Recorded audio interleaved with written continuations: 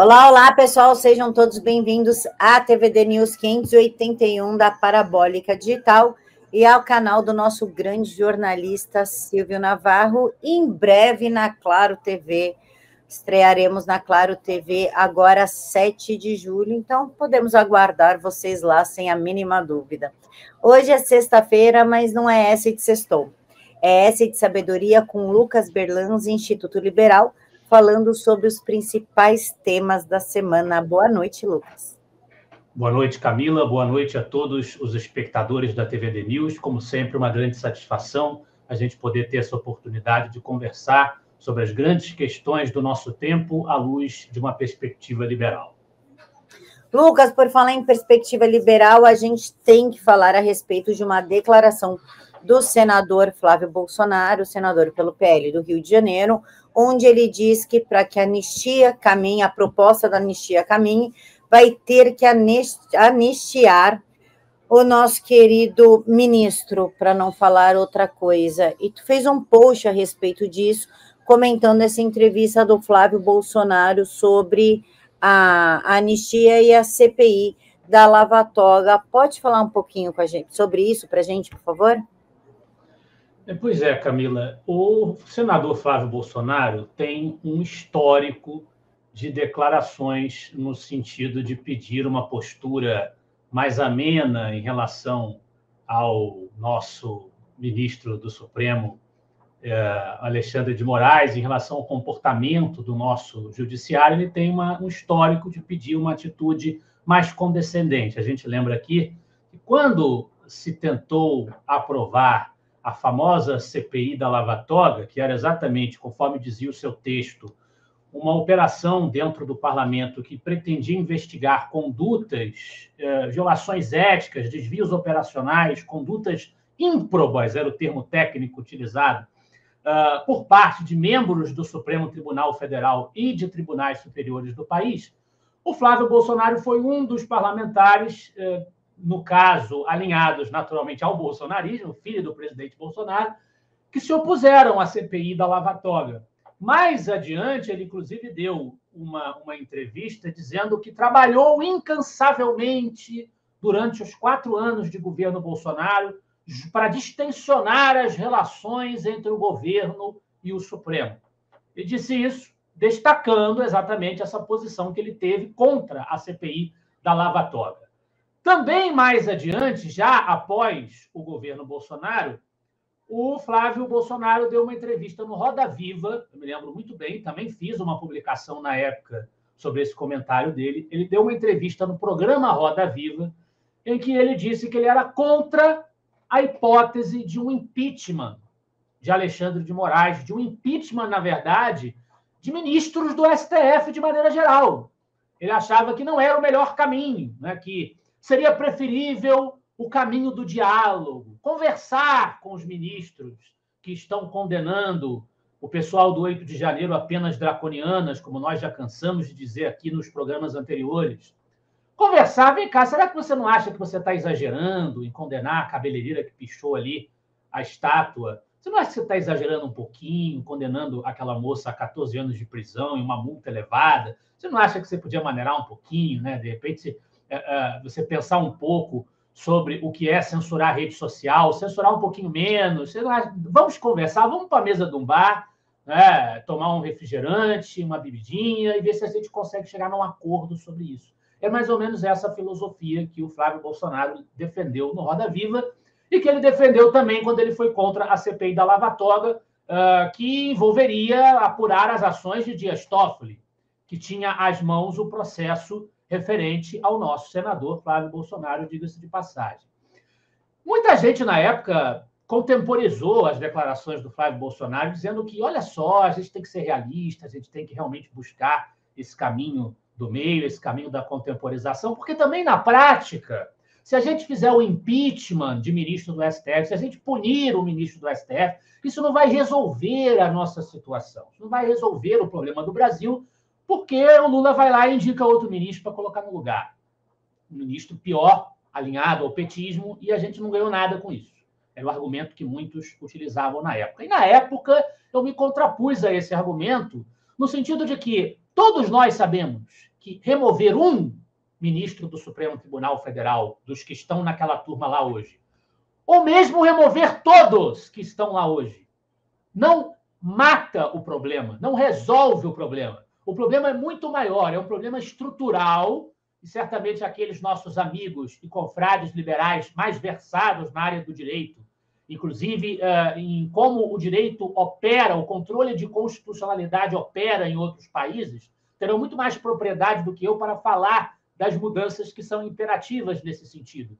Mas o fato com que todos nós podemos concordar, que nós podemos sentenciar, é que existem mudanças na própria lógica da mentalidade do nosso corpo acadêmico do direito, a filosofia neoconstitucionalista que estimulou esses comportamentos insanos a que nós temos assistido. E existe uma série de modificações legais que a gente precisa fazer na própria instrumentação para compor as vagas do Supremo e das cúpulas do nosso poder judiciário, que não passam simplesmente pela remoção de uma pessoa ou mesmo de todas que estão lá. É uma questão da estrutura. Há uma insanidade jurídica em vigência que tem raízes estruturais, raízes até filosóficas da formação intelectual dos nossos profissionais do direito, que precisa ser atacada. Esse problema e simplesmente a remoção individual não resolve, evidentemente. Mas já que nós estamos em um cenário de profunda disfunção dos nossos poderes republicanos, de profundo desequilíbrio na dinâmica de funcionamento deles, em que o judiciário está indo muito além das suas atribuições, já que esta é a nossa realidade hoje, trata-se, então, em boa medida, de um jogo de poder. Eles são políticos, também nós tivemos a ocasião de dizer isso no programa passado, os ministros do STF se comportam como políticos, Barroso, Gilmar Mendes, Alexandre de Moraes, se comportam como políticos. Então, trata-se de medir força política, de maneira que, se o legislativo, que é o poder constitucionalmente investido da prerrogativa de punir ministros do Supremo, como, por exemplo, o impeachment, se o legislativo mostrar força e reagir ao comportamento do judiciário, punindo que seja o Moraes, que seja um CPF dos que estão ali, se reagir punindo impondo um processo de impeachment, levando adiante um processo de impeachment, o que vai acontecer depois a gente não sabe, mas aguarda-se e assiste-se. Mas se o legislativo se impuser nesse sentido, de punir isso demonstrará que as ações deles têm consequências. Só isso, ainda que a questão não esteja completamente resolvida, já teria um poder pedagógico imenso. Mostra para eles que vocês não podem, mesmo que o Lula bote um petista lá, mas mostra para eles que vocês não podem pensar que vocês podem fazer tudo o que vocês quiserem, a revelia do que ditam as leis, sem consequências. Que vocês vão continuar aí incólumes sem consequências pelo que vocês estão fazendo. Isso já passaria pura e simplesmente esse recado. Mas o Flávio Bolsonaro acha que não serviria para nada, não seria o melhor caminho. E agora, numa entrevista à Folha de São Paulo, ele, depois de ter se manifestado contra a CPI da Lava Toga, repito, depois de ter se manifestado contra o impeachment de ministro, defendeu que a anistia que a oposição tem buscado aprovar no parlamento, anistia para os presos, justamente as vítimas desses julgamentos completamente absurdos e desproporcionais, que a anistia a ser destinada a esses presos, e quem sabe também aos julgados pelo suposto plano de golpe de Estado em 2022, que a anistia que se busca para essas pessoas deveria ser estendida no bom e velho sentido Geisel, de alguma coisa, de uma abertura ampla, geral e restrita, né? Deveria ser irrestritamente, amplamente estendida essa anistia também ao Alexandre de Moraes, porque ele teria cometido, de fato, cometeu crimes de autoridade, de abuso de autoridade, que também, aliás, tenta-se avançar no parlamento uma CPI de abuso de autoridade para investigar e responsabilizar o Moraes por esses atos e outros ministros do Supremo que também tenham performado de maneira autoritária. E o Flávio Bolsonaro basicamente está dizendo o seguinte: ele cometeu esses crimes, reconhecemos, vamos inocentá-lo também. Aí todo mundo vai para casa feliz da vida e a questão está resolvida. Seria uma saída honrosa, nas palavras do Flávio Bolsonaro. O problema é que uma saída dessa natureza seria uma saída para as pessoas, sim, que estão sendo julgadas, que estão presas e que precisam de uma saída. Seria uma saída para os políticos ligados ao suposto plano de golpe, que não foi golpe coisa nenhuma, nós também já discutimos isso nos programas passados. Seria uma saída para o próprio Moraes, mas seria uma saída para o país? Se a gente comparar com a anistia histórica de 1979, o pessoal gosta de fazer essa comparação, ali inocentaram-se tanto os agentes da ditadura militar, do regime militar estabelecido, quanto os seus alvos, os criminosos do terrorismo, os comunistas, né, a luta armada. Inocentou-se todo mundo.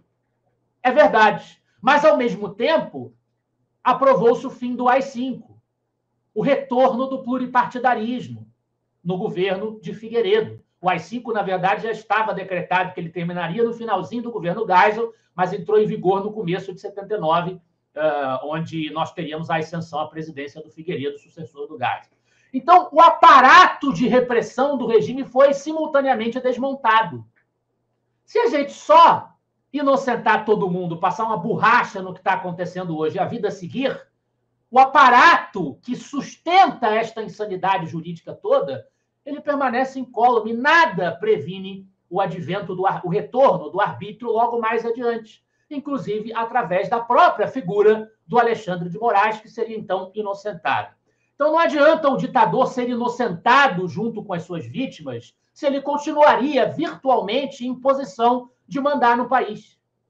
Então, nós precisamos realmente de uma mudança séria que passa por mostrar aos ministros do Supremo que as suas ações têm consequências. Lucas, a gente também tem que falar a respeito de Fernando Henrique Cardoso, que divide aí opiniões, paixões. Tem gente que fala que ele foi horrível, que ele é um comunista sem vergonha, da escola de Frankfurt. Tem gente que fala que ele não é bem assim, não. Vamos com calma aí. Ele é tranquilo, ele até tem ali uma veia liberal. O que eu posso dizer, que eu me lembre, é que ele foi o responsável por salvar o sistema econômico do país quando colocou o Plano Real, que na verdade não foi ele, né? Foi o secretário da Economia, tem o filme lá na Netflix. E tu escreveu sobre o aniversário dele de 94 anos, o ex-presidente FHC, nasceu em 1931, está ótimo para a idade dele, né? Por sinal, completa hoje 94 anos. Em meu guia bibliográfico da Nova Direita, escrevi analisando seu livro A Arte da Política, a História que Vivi. Pode falar um pouquinho sobre ele, por favor? Ou de tirar mitos, desmentir coisas. Quem é realmente Fernando Henrique Cardoso? Bom, vamos lá. Realmente é uma figura que as pessoas, como sempre na política, elas não conseguem seguir o caminho do equilíbrio. Ou o Fernando Henrique Cardoso era um proto-stalinista que preparou a ascensão do comunismo no Brasil, ou ele era quase que um liberal da escola de Chicago e da escola austríaca que tem que ser laureado, como até já ouvi figuras que se dizem liberais, tratando o Fernando Henrique como um representante do liberalismo, como se ele fosse a nossa cara na política brasileira da nova república. Então, eu acho que nem tanto ao céu, nem tanto à terra, nem num extremo, nem no outro, a gente tem que ser equilibrado no julgamento do legado histórico e político do ex-presidente Fernando Henrique Cardoso. Em primeiro lugar, lembrar que Fernando Henrique Cardoso, nascido em 1931, por isso ele está completando os seus 94 anos hoje. Fernando Henrique Cardoso é natural do Rio de Janeiro, aqui da minha terra, e se mudou com a sua família para a cidade de São Paulo, onde ele se casou em 1953 com a antropóloga Ruth Vilaça, que foi sua colega de faculdade, teve 3 filhos com ela. É um exemplo de um acadêmico de sucesso na sua carreira acadêmica, que ascendeu à presidência da República, se graduou em Sociologia pela Universidade de São Paulo e foi professor emérito da USP também. Era comunista, era marxista, suas opiniões eram marxistas na juventude, na sua formação acadêmica, tanto assim que ele foi perseguido depois do golpe militar de 64, se exilou no Chile, na França, voltou ao Brasil em 68, lecionou nas universidades estrangeiras por onde passou também, o que ajudou a desenvolver ali a sua carreira acadêmica, teve vários estudos sociais premiados. E quando o Fernando Henrique volta ao Brasil e começa ali a sua carreira política mais recente, como nós a conhecemos, ele coordenou a elaboração da plataforma eleitoral do MDB, aquele partido que fazia a oposição consentida do regime militar contra a Arena. Em 1978, concorreu ao Senado Federal, assim a carreira política dele vai se construindo. Ele foi suplente do Franco Montoro. Depois da eleição do Franco Montoro para o governo de São Paulo, Fernando Henrique assumiu a cadeira do Senado em março de 83, participou, como boa parte da classe política da época, da campanha das diretas já, pedindo a volta das eleições diretas para a presidência da República, tentou derrotar, não conseguiu, Jânio Quadros na eleição de 85 para a Prefeitura de São Paulo, se reelegeu senador no ano seguinte, né? E foi um dos principais líderes nacionais do MDB durante aquele período final do regime militar, ajudando a fundar, junto com outros dissidentes do MDB, o nosso velho conhecido e em vias de extinção factual, porque espiritual já aconteceu, né? O nosso velho conhecido PSDB, o Partido da Social Democracia Brasileira, em 1988. Foi nomeado ministro das Relações Exteriores e depois ministro da Fazenda pelo presidente Itamar Franco, que assumiu a presidência da República com o impeachment do Collor. Lembrando a todos que nos assistem que Itamar Franco era do grupo dos chamados autênticos do MDB. Era uma figura que tinha uma visão muito mais estatizante, social-democrata também, em certa medida, nacional-populista. Não tinha também um pensamento liberal. Ele foi crítico das privatizações, inclusive. Mas Itamar Franco legitimou politicamente a ascensão daquele Ministério da Fazenda do Fernando Henrique, que legitimou politicamente, por sua vez, o trabalho técnico de economistas como Gustavo Franco, associado a ele, Pércio Arida, Helena Landau, aquela companhia que participou ali da elaboração do Plano Real. Na esteira do sucesso desse Plano Real, Fernando Henrique se elegeu presidente da República em 94, foi empossado em 95. Aí muita gente fala, mas o Fernando Henrique não tem o mérito, porque foi no governo do Itamar que o Plano Real foi feito. Mas, gente, ele era o ministro da Fazenda. Ele legitimou, ele fez esforço político para aquilo ali avançar. Eu não concordo. É óbvio, eu estava nascendo naquela época, eu não vivia aquilo. Eu posso falar à luz dos registros históricos. Mas me parece injusto a gente negar o mérito do Fernando Henrique na consagração ali do Plano Real.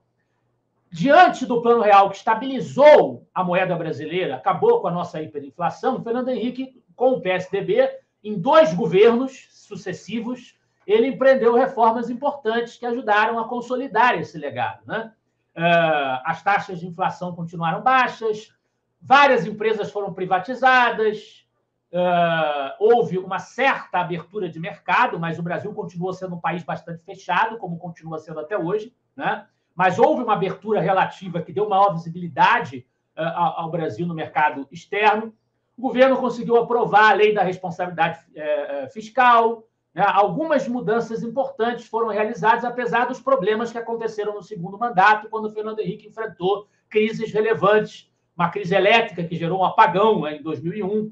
Então, evidentemente, houve ali atropelos, principalmente no segundo mandato, acusações de compra de voto para se aprovar o Instituto da Reeleição, que pela primeira vez foi acionado durante o governo dele, que ele sempre disse que não tinha comprado voto nenhum, mas admitiu que poderia ter havido compra de votos durante aquele processo de votação, até por conta do interesse dos governadores estaduais de também terem o seu direito a se reeleger. O Fernando Henrique terceirizou qualquer eventual envolvimento em compra de voto para os governadores dos estados, mas, apesar desses atropelos, existem coisas positivas que precisam ser reconhecidas no governo do Fernando Henrique. A gente tem, como você bem apontou, visões bastante distintas sobre o presidente Fernando Henrique. Concretamente falando, no seu governo, foram privatizadas rodovias federais, bancos estaduais foram privatizados, empresas de telefonia e de energia foram privatizadas, o monopólio da exploração do petróleo foi eliminado, embora a Petrobras tenha continuado tendo amplo domínio e continuado a ser uma empresa estatal em expansão, né? E durante os 2 mandatos do Fernando Henrique, o cálculo é de que as privatizações levaram aos cofres públicos cerca de 78,6 bilhões de dólares. Mas esse programa intenso de privatizações não ajudou a diminuir a dívida pública, não foi o suficiente para diminuir a dívida pública. A dívida pública aumentou, continuou crescendo, né? Assim como o Fernando Henrique Cardoso, ele mesmo, sem nenhum pudor em dizer isso, ele se orgulhava de ter aumentado a carga tributária. Ele que lançou também uma série de programas de estado de bem-estar social, assistencialistas, que depois o PT tomou como se fosse dele, né? Alegando que tinha sido o criador. Ele aumentou a carga tributária, não diminuiu fundamentalmente a estrutura de gastos do Estado brasileiro. As reformas mais importantes que precisavam avançar, a reforma administrativa, essas coisas foram deixadas de lado, apesar da gente ter que reconhecer a dificuldade para você consolidar um trabalho como foi o do Plano Real e estabelecer aquele tripé macroeconômico que trazia o câmbio flutuante, né? Uma série de medidas importantes para a economia brasileira que foram até mantidas no primeiro governo do Lula. E ele também nunca quis, como eu acabei de falar, privatizar a Petrobras, por exemplo, né? Ele se restringiu a flexibilizar o monopólio. Apesar disso tudo, o Fernando Henrique Cardoso tinha o desejo de fazer um governo social-democrata, como diz o nome do seu partido, mas um governo social-democrata que cumprisse o papel de integrar o Brasil no mercado internacional, que eu escrevi no meu artigo, transcrevendo o que ele mesmo falou no seu livro A Arte da Política, a História que Vivi. Aliás, um bom livro de memória política do Fernando Henrique Cardoso, em que ele mostra que ele receava um populismo excessivamente estatizante que levava o país à insolvência fiscal, que ele acusava a elite brasileira de ter, setores da sociedade brasileira, de terem um ódio irracional ao capitalismo, que o Brasil precisava de um sistema mais aberto ao mercado, mas, pero no mucho, como como diriam ironicamente, imitando ali o pessoal da América Hispânica, os guerrilheiros, como Che Guevara, pero no mucho, né? Tem os seus limites. Então, eu diria para você que ele foi um governante social-democrata que cometeu erros, manteve estruturas que precisavam ser mexidas, mas que teve um legado positivo para a história política brasileira. Se a gente fosse fazer uma avaliação dos governos da Nova República, o governo Fernando Henrique tem um lugar positivo, tem um lugar de destaque, porque os outros não demonstram o mesmo nível, a mesma soma de realizações, apesar dos seus limites. Agora, não é uma referência do pensamento liberal conservador. Os partidos sociais-democratas do mundo, naquela mesma época, estavam fazendo reformas parecidas, sob influência do chamado Consenso de Washington, a percepção de que os modelos radicais de Estado intervencionista que as sociais-democracias vinham chancelando estavam colapsando na Europa, estavam colapsando no mundo. Então, ele repercutiu essa tendência que no Reino Unido ficou conhecida como a social-democracia de terceira via, nas palavras do intelectual Anthony Giddens. Ele repercutiu essa tendência no Brasil, que teve um legado positivo para nós nesse aspecto, serviços que foram muito mais bem prestados depois de privatizados, mas era um social-democrata. E é um social-democrata que tem uma verdadeira paixão pelo Lula, que a gente não consegue compreender, né? Isso, quando ele passa a faixa para o Lula, parecia que ele estava emocionado. E nos últimos anos, infelizmente, Fernando Henrique, em vez de ficar quieto e honrar o papel positivo que ele teve como figura pública no Brasil nos anos 90, em vez disso, ele resolveu paparicar o projeto político do Lula, chancelando aquele discurso ridículo de que a frente do Lula para a presidência representava a democracia. Então, uma figura ambígua, tem pontos positivos que tem que ser reconhecidos, a gente tem que ser grato pelo Plano Real, mas tem pontos negativos também que também precisam ser reconhecidos. Não é uma referência para a direita brasileira. É apenas um exemplo de um governo que teve as suas qualidades e precisam ser reconhecidas no padrão de governos que o Brasil experimentou.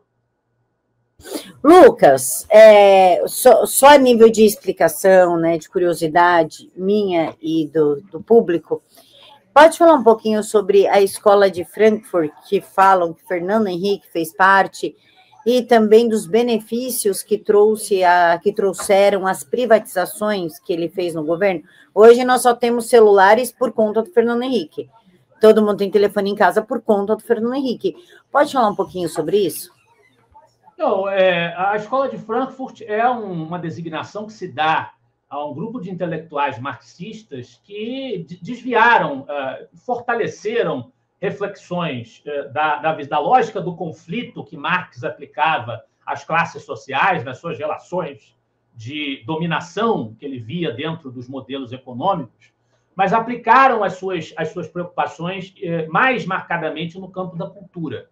A gente vai ver, por exemplo, um Adorno, né, como representante da Escola de Frankfurt, discutindo a indústria cultural, a maneira como a cultura massificada é um instrumento de dominação, um instrumento de legitimação do capitalismo, que eles queriam, evidentemente, criticar, né, sob uma ótica marxista. Então, a Escola de Frankfurt é fundamentalmente isso. Mas eu acho que o Fernando Henrique divulgou Antônio Gramsci, que não era de Frankfurt, diga-se de passagem, é uma outra geração, é um outro momento, mas também é um autor preocupado com aquilo que Marx chamaria de superestrutura, né? A dimensão cultural.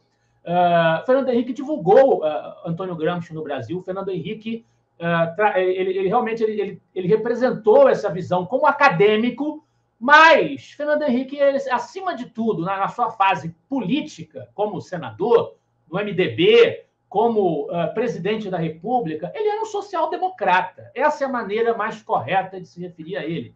Ele era um social-democrata que se aproximou, na sua gestão, como homem, como figura pública e administrador do país, se aproximou da chamada terceira via britânica, aquela linha de Tony Blair, né? A sociedade fabiana, que muita gente também fala que os tucanos são socialistas fabianos. O que foi a sociedade fabiana? A sociedade fabiana foi uma organização fundada por intelectuais no Reino Unido, no século XIX, que defendia reformas socialistas obtidas por via democrática. Ela era uma contraparte intelectualizada da social-democracia dos outros países da Europa, que eram basicamente agrupamentos de operários que se organizavam em torno da pauta marxista. A sociedade fabiana ela não era de operários, ela era de intelectuais. Essa sociedade fabiana ela vai evoluir na direção de se tornar um think tank, como o Instituto Liberal é um think tank, a sociedade fabiana é um think tank, que virou um órgão intelectual do Partido Trabalhista britânico. O Partido Trabalhista se tornou, o trabalhismo britânico, a contraparte britânica da social-democracia alemã, dos outros países da Europa. A sociedade fabiana é um apêndice intelectual para propor políticas públicas, fazer reflexões, difundir pensamento dentro do Partido Trabalhista britânico. Então, existe hoje, a gente pode dizer que existe na atualidade uma aproximação entre essa social-democracia do Fernando Henrique no Brasil, uma social-democracia que tinha um discurso mais voltado para ideal de classe média, né? Não era um partido operário, o PSDB nunca foi um partido de operário. A gente pode encontrar uma certa ligação, uma certa afinidade com o Partido Trabalhista do Tony Blair, na terceira via, e nesse sentido a gente pode falar em alguma semelhança com o fabianismo atual, o think tank Sociedade Fabiana atual, que eu digo dos anos 90, né?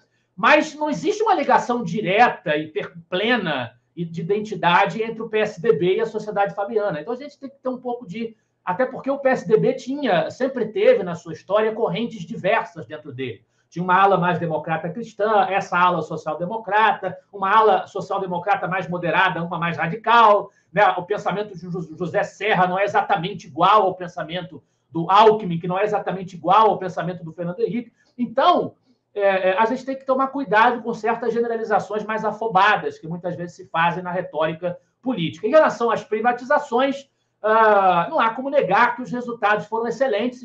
O modelo de privatização do governo Fernando Henrique é um modelo de concessão, em que você tem um peso muito grande dado às agências reguladoras. Então, essas agências reguladoras que a gente costuma ouvir falar, ANEEL, Ancine, do cinema, né? A gente poderia parar para pensar, será que precisa ter uma agência reguladora do cinema? Né? Isso já mostra que, do ponto de vista de um liberal clássico, algumas coisas, até bastantes coisas, poderiam ser questionadas nas opções feitas pelo governo do PSDB, em vez de dizer que eles nos representam plenamente. Eles estão mais próximos de nós do que o PT normalmente estaria. Mas dizer que eles se igualam a nós, que o PSDB é de direita, era um absurdo, né? Foge à sua natureza original, verdadeira.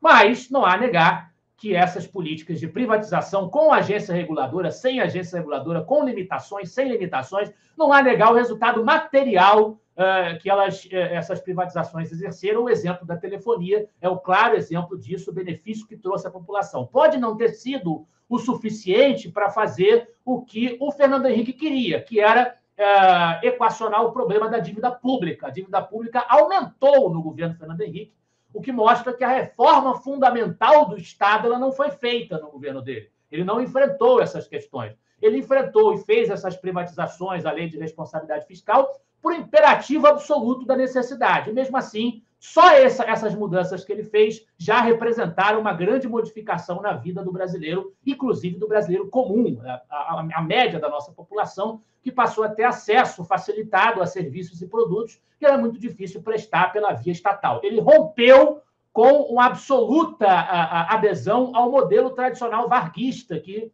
vigorou por muito tempo, ainda tem uma grande influência no imaginário político brasileiro, mas o Fernando Henrique deu sequência a esforços que já vinham desde o Collor, potencializou esses esforços para você diminuir a prevalência absoluta desse modelo, e eu acho que a gente tem que agradecer, sim, reconhecer o mérito dessas modificações.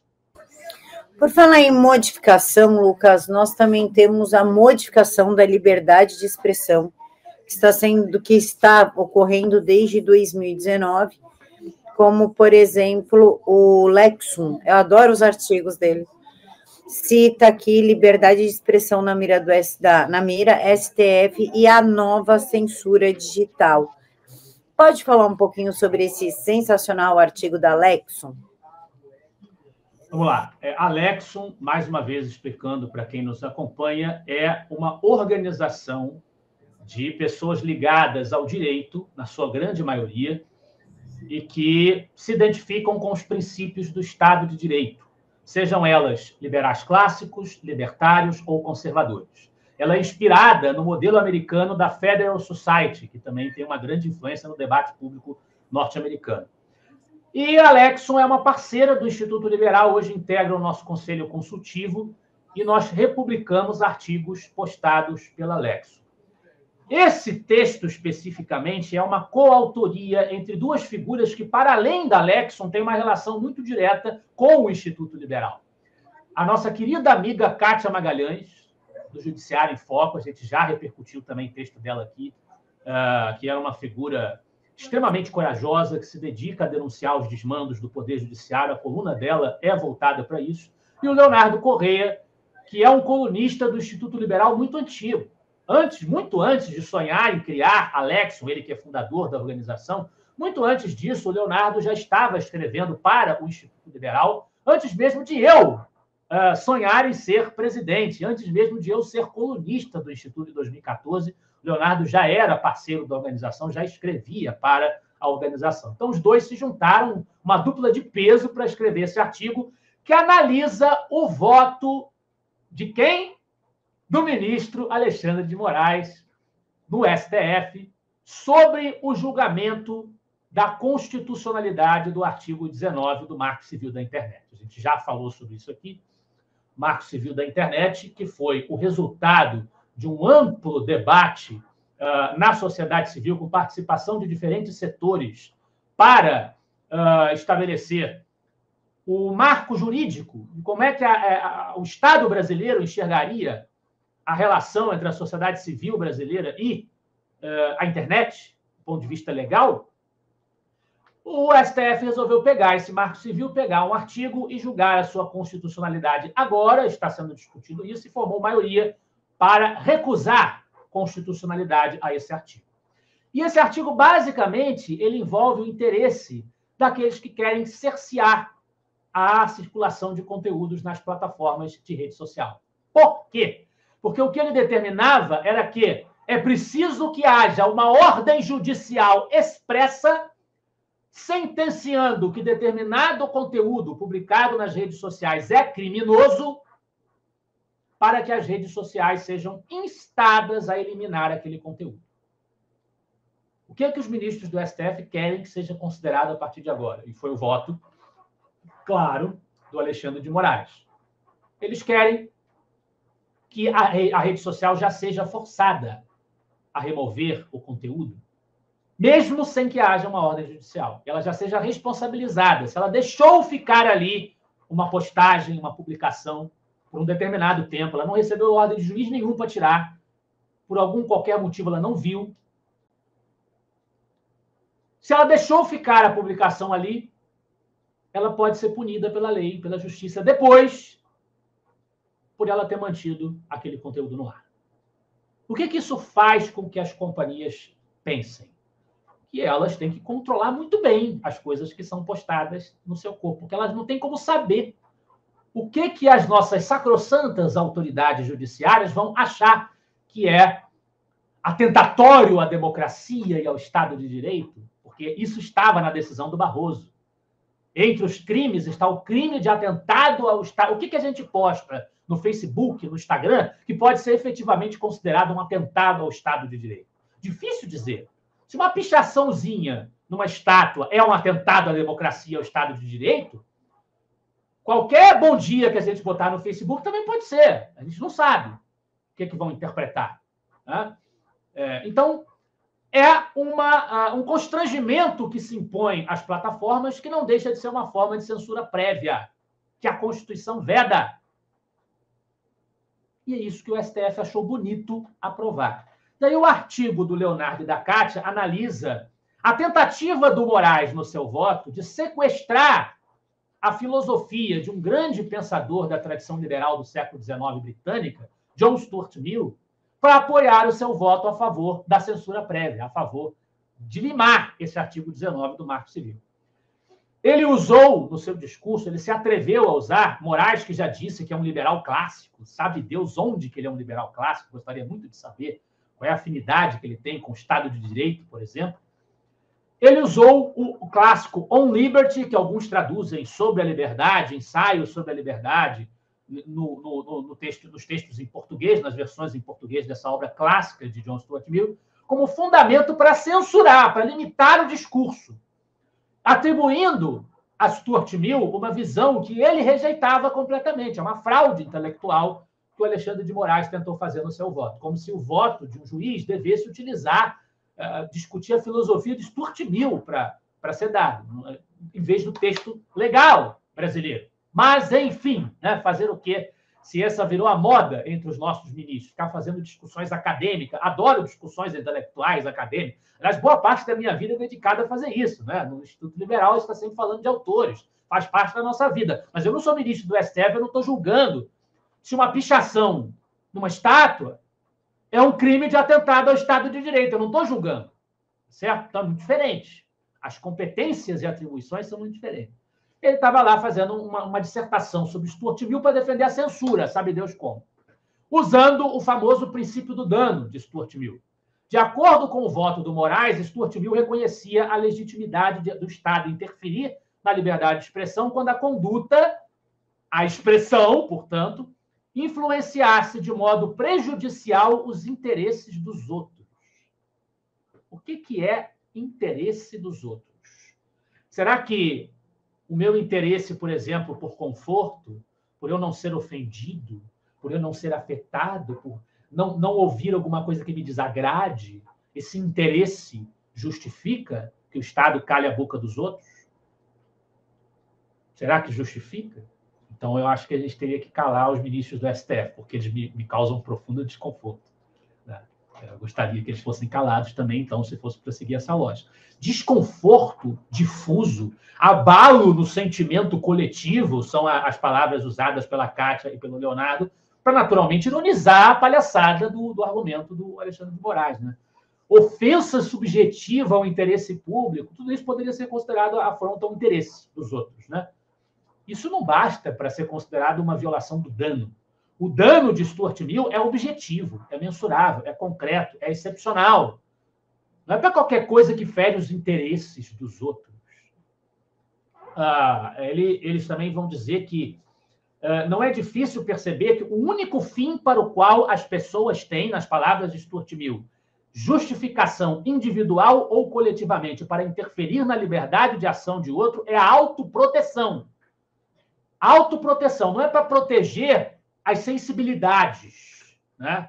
É para conter a violência. o estímulo à violência, o estímulo ao crime, a ameaça iminente. Essa é a limitação da liberdade de expressão. Não é dizer uma coisa que causa desconforto, que me incomoda, ou criticar. Dizer, eu acho a democracia brasileira uma droga. Eu não tenho o direito de dizer isso? Isso ameaça alguém, leva a perigo a vida do presidente eleito ou dos parlamentares, de quem quer que seja? Dá para você censurar essa expressão com base nessa preocupação? Então, o voto do Moraes, ele, diz o texto do Leonardo e da Kátia, contraria uma longa tradição de responsabilidade civil da qual somos tributários. As sociedades vêm buscando, desde os primórdios, alcançar um convívio pacífico entre os seus membros, com base no que o gênio romano cunhou como neminem laedere, que consiste no dever genérico imposto a cada um de nós de não lesar outrem, de não violar o espaço do outro, a vida do outro. Assim, sempre que fazemos o que não dispomos da faculdade de fazer, incorremos em conduta lesiva, pois afetamos contra a vontade de alguém o rol de seus direitos. É esse comportamento coercitivo da esfera de liberdades alheias que se cunhou designar como ato ilícito, ensejador da obrigação de reparação dos respectivos danos. Não é falar, dizer uma coisa que me irritou, que me incomodou. Grosserias e denegrimento à reputação alheia podem sim gerar o dever de indenizar as partes lesadas. Um crime de danos morais, por exemplo, isso existe no ordenamento jurídico brasileiro. Desde que, porém, as condutas reprováveis venham a ser efetivamente praticadas e que os ofendidos acionem o aparato judiciário em busca da reparação dos danos sofridos e a justiça decida que houve dano, e não censura prévia, como os ministros do STF estão parecendo querer que seja praticada institucionalmente, sistematicamente no Brasil.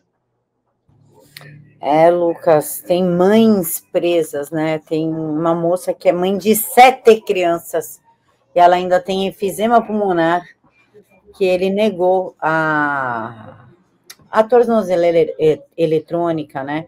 Ficar presa em casa, mandou ela para o presídio, sem o presídio ter toda a estrutura para cuidar da doença da moça. Aí vão falar, mas também ela estava depredando.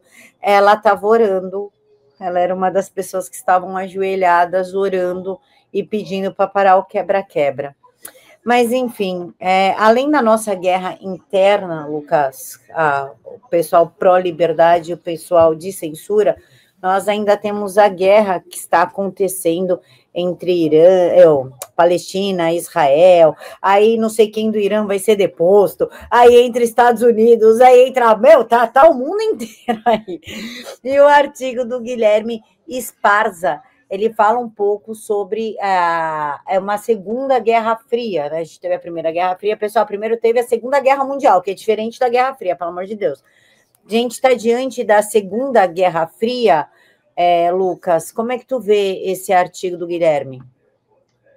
Primeiro, lembrar a vocês assim, que a gente tem um monte de pitaqueiro nas redes sociais, né, que acha que é gênio de interpretação das relações internacionais, acham que podem falar profundamente sobre qualquer assunto, vomitando asneira, né? E isso faz parte da experiência democrática, que as pessoas possam falar o que quiserem, a gente defende que seja assim, mas a gente precisa, como cidadão consciente, como pessoas que tentam refletir sobre aquilo que chega ao nosso conhecimento, a gente tem que fazer o exercício. Cabe a nós, não ao Estado, à autoridade política, o exercício de fazer análise crítica daquela fonte que a gente está consultando, daquela autoridade que a gente está ouvindo naquele assunto, né? Eu não sou autoridade em questões de relações internacionais, conflito do Oriente Médio, não sou, eu não tenho tanto a dizer sobre o assunto, quanto muitos parecem achar que tem, mas também não tem, estão no mesmo bar, mas saem falando por aí. Mas eu vou me servir aqui dos artigos que a gente publicou no Instituto Liberal, de autoria de pessoas que estão muito mais atentas a essa questão do que eu. Uma delas é o Guilherme Esparza, que publicou esse artigo. Guilherme Esparza, que é coordenador do Instituto Atlantos, do Rio Grande do Sul, e também do Students for Liberty Brasil. Ele publicou essa reflexão sobre a hipótese de nós estarmos diante de uma Segunda Guerra Fria. Em que sentido? A Guerra Fria, vocês devem saber muito bem, foi um período histórico, a gente aprende isso no colégio, em que havia uma clara confrontação global, sem ela ser uma guerra quente, por óbvio, o nome já diz, né? É fria. Por que fria? Porque não houve um confronto direto entre os protagonistas dessa conflagração global, que eram os Estados Unidos, representando o bloco capitalista do Ocidente, e a União Soviética, representando o bloco totalitário socialista oriental. Então, chamava-se de Guerra Fria aquele quadro político, geopolítico, aquele quadro internacional de confronto entre essas duas potências, em que elas usavam os países do mundo como peças de um jogo de tabuleiro, procurando aumentar a sua influência geopolítica e ideológica, aumentar a sua área de atuação, a sua área de predomínio, o seu bloco, por assim dizer. E aí os países ficavam se decidindo quem vai ficar com cada lado, quem vai querer posar de não alinhado, né? Os países do terceiro mundo muitas vezes se apresentavam como independentes, não alinhados, nós fazemos negócio com todo mundo. E os Estados Unidos e a União Soviética disputavam corações, mentes e, principalmente, áreas de influência, porque, no fim das contas, é de geopolítica que se trata. Mas, em 1989, o Muro de Berlim, que representava o bloco soviético na Alemanha, né, dividindo a Alemanha Ocidental e a Alemanha Oriental, eram dois países distintos, um deles submetido ao bloco soviético, ao bloco socialista, e o outro do bloco capitalista. Quando o Muro de Berlim caiu, acabando com essa separação, o mundo finalmente, na visão de mundo, estaria se libertando das amarras da bipolaridade, Estados Unidos e União Soviética, as amarras da Guerra Fria. E no Natal de 1991, como diz o artigo do Guilherme Esparza, a União Soviética colapsou com a renúncia de Mikhail Gorbachev diante de uma série de desastres econômicos e a independência de outros Estados-membros, como a própria Ucrânia, Cazaquistão e Estônia. Houve tentativas de reforma, as famosas perestroika, glasnost, mas o socialismo já estava condenado na União Soviética, aquele grande bloco oriental caiu, aquele conflito terminou nos moldes que estavam determinados, que estavam expostos naquele momento.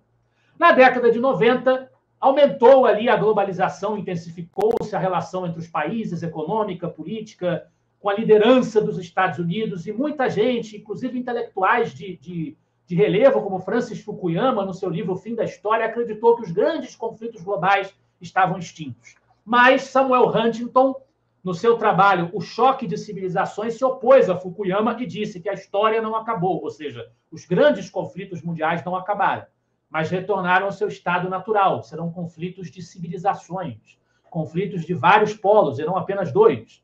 E o tempo confirmou que ele estava certo. Veio o 11 de setembro de 2001, nos Estados Unidos. Terroristas conseguiram jogar 2 aviões civis das Torres Gêmeas do World Trade Center, em Nova York, e outro no Pentágono, em Washington, culminando no maior ataque terrorista da história em território norte-americano. Em resposta, o governo Bush iniciou a guerra ao terror no Oriente Médio e a invasão a países como Afeganistão e Iraque. Na Eurásia, um ex-espião da KGB, portanto, do poderio de inteligência soviético, Vladimir Putin, sucedeu Boris Yeltsin após a sua renúncia em 1999 e confirmou a tendência russa de se manter dentro de um paradigma autocrático, mesmo que não seja mais o paradigma soviético. A Rússia continua sendo até hoje uma ditadura, com eleições completamente pró forma. E Putin quis, desde o começo, fazer com que a Rússia voltasse a ter uma grande expressão geopolítica, um grande peso internacional. Em poucos anos, o país se tornou o maior exportador de commodities para a Europa, no segmento de petróleo e gás. A Alemanha hoje se debate com a grande dependência que se construiu em relação à Rússia para isso, e o Putin aumentou a censura, perseguiu seus opositores e reafirmou as suas alianças com a oligarquia russa e com a Igreja Ortodoxa russa. A China, com as reformas econômicas de Deng Xiaoping, conseguiu se modernizar rapidamente, ainda submetida ao tacão do Partido Comunista, mas com um modelo econômico com elementos capitalistas. A China se desenvolveu muito economicamente, a importância dela no mercado internacional se agigantou. Na década de 2010, após a crise econômica de 2008, principalmente, que mergulhou a Europa na crise do euro e abateu os mercados mundiais, o Oriente Médio fez com que muitos cidadãos, em caos com o ambiente político lá depois da guerra ao terror, fez com que muitos cidadãos procurassem refúgio na Europa, fugindo dos seus países natais, aumentando a instabilidade do continente, Tensões, portanto, se multiplicando na própria Europa, a saída do Reino Unido da União Europeia, o Brexit veio nessa toada, né? E a Rússia invade a Crimeia em 2014 e, em 2022, a Ucrânia, num conflito que se estende até hoje, numa tentativa de afrontar o Ocidente e a OTAN. A China se tornou a fábrica do mundo, seus produtos industrializados, considerados antes indesejáveis, de baixa qualidade, baixa sofisticação, passaram a competir com Europa, Estados Unidos e Japão no mercado. A China absorveu as commodities de outros países, o que gerou a criação de parcerias comerciais com a África, América Latina, incluindo o Brasil, que tem na China o seu grande parceiro comercial hoje, desafiando o comércio com as potências ocidentais. E a China, então, se mostrou disposta a uma corrida tecnológica e comercial em competição com os Estados Unidos. Já não se pode mais falar de uma supremacia absoluta dos Estados Unidos no cenário internacional. A China começou a competir na criação de sondas e foguetes, na criação de vacinas durante a pandemia do Covid, no fomento a empresas de inteligência artificial, que é um assunto também muito relevante no momento, na fabricação de carros elétricos, são exemplos que o Guilherme Spazza dá, ou no desenvolvimento de aplicativos para smartphones. Em tudo isso, a China começou a pegar o espaço norte-americano. Então, o atual cenário entre Estados Unidos, Rússia e China é o cenário de um conflito que não se torna quente, eles não vão entrar em armas uns contra os outros, diretamente pelo menos, mas a gente vê aliados da Rússia e da China confrontando aliados dos Estados Unidos nos conflitos internacionais, e a gente vê uma disputa no campo econômico que se estende até a imposição das famosas tarifas de Donald Trump, né? Então, a gente tem um modelo capitalista e democrático, com todas as suas limitações, mas o modelo norte-americano, e o modelo autocrático anti-ocidental, liderado pela Rússia, e o socialista autoritário, com abertura aos mercados, liderado pela China, na visão do Spazza. E isto já poderia ser tratado como uma espécie de guerra fria, que existe uma clara tensão internacional entre esses países, né? Ao mesmo tempo, a gente tem, hoje, muito quente, um conflito que não deixa de ser entre um aliado dos Estados Unidos e um aliado da Rússia e da China, que é o conflito de Israel. E a gente também tem que falar os artigos do Bernardo Santoro, 2 textos que ele publicou falando sobre a situação de Israel, que vem sendo profundamente vilanizada pelo governo brasileiro, pelo Lula, né? O artigo Ocupar Gaza, Segurança ou Desistência da Paz é um deles, e o artigo 2 tipos de guerra, 2 tipos de inimigos é o outro. No primeiro, o Bernardo está falando sobre a ocupação de Gaza, da faixa de Gaza, que a gente comentou no programa passado, por causa da nossa querida amiga Greta, que tentou entrar lá furar o cerco a Gaza para levar ajuda humanitária, segundo ela, né? Israel ocupou permanentemente a faixa de Gaza, e, na opinião do Bernardo, que é nosso ex-presidente e conselheiro superior, parece que Israel desistiu de vez da ideia de um acordo com os palestinos, porque realmente, nos últimos 20 anos, 2 propostas foram apresentadas para criar um Estado palestino, e as 2 propostas foram rejeitadas pelos palestinos, né?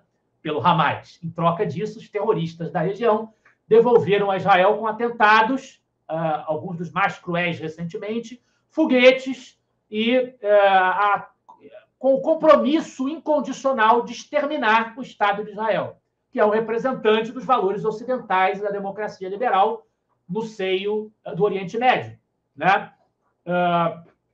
E aí Israel acaba provocando, infelizmente, uma remoção em massa de civis, que poderia provocar uma remoção em massa de civis, que geraria efeitos colaterais profundos, é o comentário que o Bernardo faz, uma tragédia humanitária para os palestinos, que seriam lançados em campos de refugiados, no Egito, na Jordânia ou no Líbano, que já são países sobrecarregados e que têm a sua própria instabilidade, e Israel viveria numa constante tensão diplomática, além de alimentar novas gerações de ódio que podem desencadear a formação de outros grupos radicais. Então, seria mais um problema que Israel poderia ter, né? A paz permanece distante, e aí fica a pergunta que o Bernardo se faz: será que não tem outra solução? Essa é a única coisa que pode ser feita? Será que, tragicamente, a única saída viável é mesmo a separação física definitiva, custe o que custar, com essa ocupação da faixa de Gaza?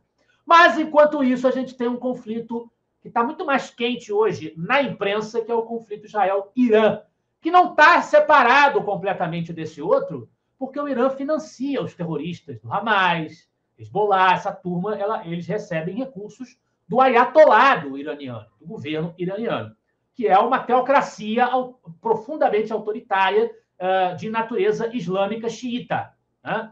E os ataques de Israel contra o Irã foram cirúrgicos, na visão do Bernardo, e realmente foi o que a gente viu. Alvos militares, instalações nucleares e lideranças estratégicas do regime do ayatolado. O objetivo realmente é frear uma ameaça real ao equilíbrio geopolítico do Oriente Médio. O Irã está caminhando, busca se tornar um país com uma certa potência nuclear, o que gera uma profunda ameaça existencial a Israel e ao equilíbrio no Oriente Médio e no mundo. Né? Então, passa por aí a intenção desses ataques localizados de Israel ao Irã. Mas o Irã retalhou bombardeando contra civis israelenses. Né? Terror e não dissuasão, nas palavras do Bernardo. Uma diferença de postura gritante. Israel declarou guerra ao ayatolado e o Irã declara guerra ao povo israelense. É uma coisa muito mais grave.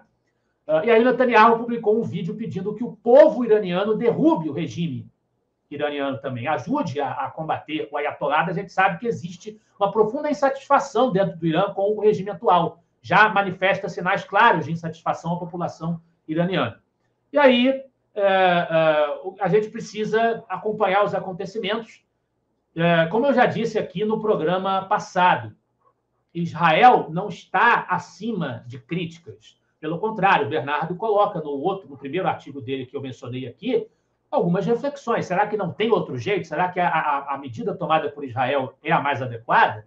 Se ele se faz essa pergunta, é porque ele admite a possibilidade de que talvez a resposta seja que existem outros caminhos. E, portanto, o Estado de Israel, como qualquer Estado, qualquer liderança política, pode ser criticado, pode ser questionado.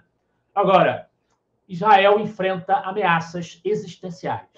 Os seus inimigos no seu entorno querem a sua destruição. E eles não admitem qualquer outro tipo de acordo, qualquer outro tipo de solução, que não seja acabar com o Estado de Israel. Então, Israel precisa ter reconhecido por qualquer amante das liberdades, dos vértices do liberalismo, a vida, a liberdade e a propriedade, Israel precisa ter reconhecido o seu direito de defesa, de defender a sua legitimidade, a legitimidade da vida dos seus cidadãos. Lucas, aproveitando esse clima de guerra, né? As pessoas elas anseiam muito por uma guerra, inclusive falam em guerra civil, mas não sabem de fato o que é estar numa guerra. O quão traumático é fazer parte de uma guerra, né? Vivenciar a guerra. E para isso a gente escolheu, o Lucas, na verdade, escolheu para indicar para vocês o livro do Churchill, Box Memórias da Segunda Guerra Mundial, que sempre com desconto na livraria do Instituto Liberal. Eu gostaria que você desse uma palhinha sobre o Churchill, Lucas. Bom, Churchill é um estadista do século XX que liderou o mundo livre, uma das horas mais sombrias, se não a hora mais sombria da humanidade no século XX, que foi a Segunda Guerra Mundial, esse grande conflito com todos os horrores e atrocidades que o caracterizaram. E Churchill foi uma voz que inspirou não apenas os soldados britânicos, a sociedade britânica que se mobilizou pelo esforço de guerra, como também todos aqueles que estavam participando junto aos aliados contra o temível eixo da Alemanha nazista, Itália fascista e o Japão imperialista. Churchill era além de ser um grande estadista e um político que, na verdade, teve seus fracassos também, como qualquer homem público tem os seus fracassos, mas teve essa posição de proa naquele momento histórico. O Churchill também teve um certo reconhecimento como escritor, como redator, articulista, cronista. E nesse trabalho que nós estamos indicando aí, existe uma junção entre as duas coisas. Né? O Churchill, como escritor, como autor, reconhecido, admirado, respeitado, e também o Churchill como homem público estadista que viveu aquele momento histórico e relata as suas memórias daqueles acontecimentos. Então, é uma figura que realmente, segundo o Spectator, de 1965, obituário de Winston Churchill, né? O Spectator disse que nós vivemos num mundo livre, com homens livres, graças a um homem, Winston Churchill.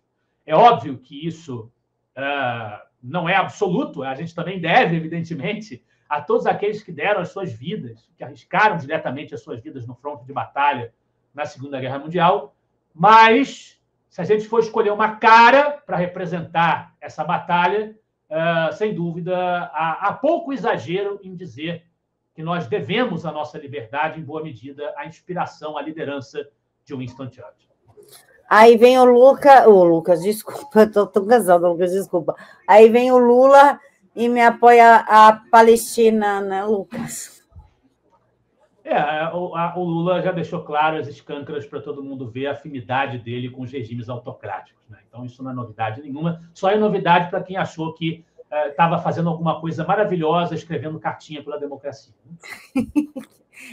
Tem. Lucas, eu quero deixar aqui também para o pessoal seguir a page do Instituto Liberal no Instagram, onde vocês vão encontrar Reels. Para quem quer se informar, saber do que está acontecendo, mas não tem tempo, que está com aquela dopamina viciada em vídeo rápido, pelo menos assiste um vídeo que vai te trazer bons frutos, que vai te trazer conhecimento.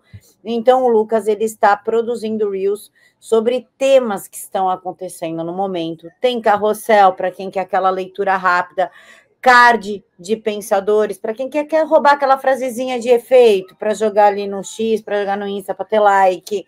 Então, sigam o perfil do Instituto Liberal, que é Instituto _Liberal. Pessoal, não adianta botar Instituto Liberal, porque vem um monte. É Instituto _Liberal, que é comandado pelo Lucas. Certo, Lucas? É isso aí, uma grande satisfação, mais uma vez, conversar com o pessoal da TVD News. Só deixar um aviso, que semana que vem teremos um convidado aqui me representando, né, o Instituto Liberal, o quadro do Instituto Liberal. Não poderei, estarei em missão nos Estados Unidos, junto ao Acton University, então teremos um convidado especial aqui do nosso Instituto para conversar com vocês. Isso mesmo, o grande professor André Burger, ele tem uma dicção maravilhosa, tipo do Lucas, assim, é gostoso de ouvir ele, e é um professor, um homem com muito conhecimento, com muito conteúdo histórico, então vale a pena também acompanhar o professor André. Lucas, quero te desejar uma excelente noite, um fim de semana incrível e te agradecer em nome da TVD. Eu que agradeço, foi um grande prazer mais uma vez. Pessoal, então é isso, uma boa noite para vocês. A gente se encontra segunda-feira, neste mesmo horário, neste mesmo canal. Divirtam-se, curtam o fim de semana com responsabilidade. Fiquem todos com Deus e até mais.